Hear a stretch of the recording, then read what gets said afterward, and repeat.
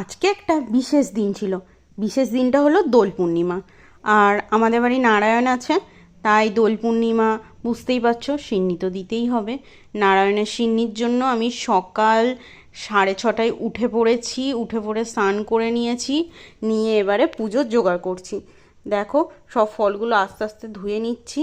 নেওয়ার পরে প্রায় আমার ফল কাটা রেডি, এবং 6টা ডালা তো ছোট ছোট প্রতিদিন দিই, সেগুলো রেডি করেছি, সিন্নি করেছি, আর নারায়ণের মোকাম সবই রেডি করা হয়ে গিয়েছে। এখানেও দেয়া হয়ে গেছে। আমাদের ঠাকুরঘর দেখো, লক্ষ্মী নারায়ণ, শিব আর সমস্ত দেবদেবী আছে।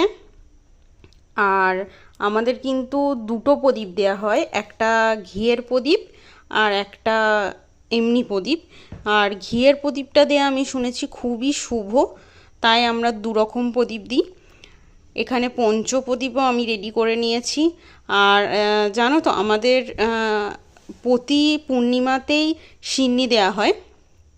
তোমাদের আবারও আমি ভিডিও করে দেখাবো যে আমি প্রতি পূর্ণিমাতেই সিন্নি দেওয়ার ভিডিওটা।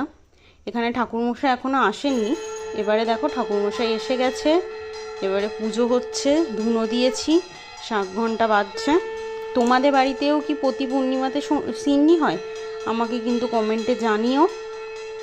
ঠাকুরমশাই দেখো তারপরে নারায়ণের বই পড়ে নিল। আর আমাদের আজকের মতো পুজো কমপ্লিট হয়ে গেছে। তোমরা কমেন্টে জানিও আজকে কেমন